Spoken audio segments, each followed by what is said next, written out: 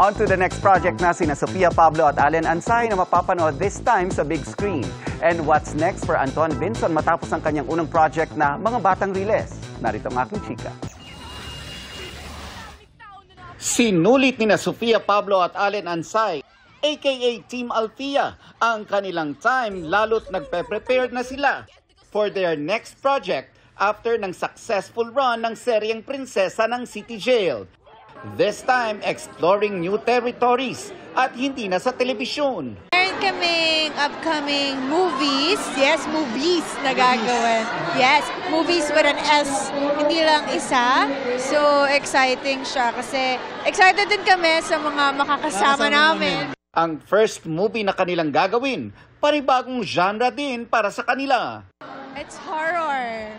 So, abangan! And also, ngayon talaga, mapapansin nyo sa amin ni Sophie, sasabay na sa akin si Sophie sa pag-gym kasi medyo pinagpa-prep siya for our next show na hindi pa pwede sabihin. Si Anton Vinson naman, very thankful sa naging pagtanggap ng mga manonood sa kanya sa unang project niyang Ang Mga Batang Riles.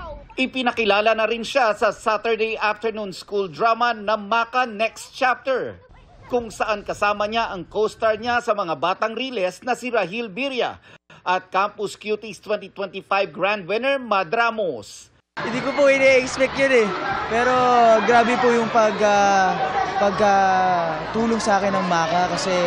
Alam mo raw yung pagiging Batang Riles mo sa Yun na nga eh, parang naging bully ako, naging mabait tapos naging bully. Parang gusto ko munang gumulpi sa mga Maka na yan.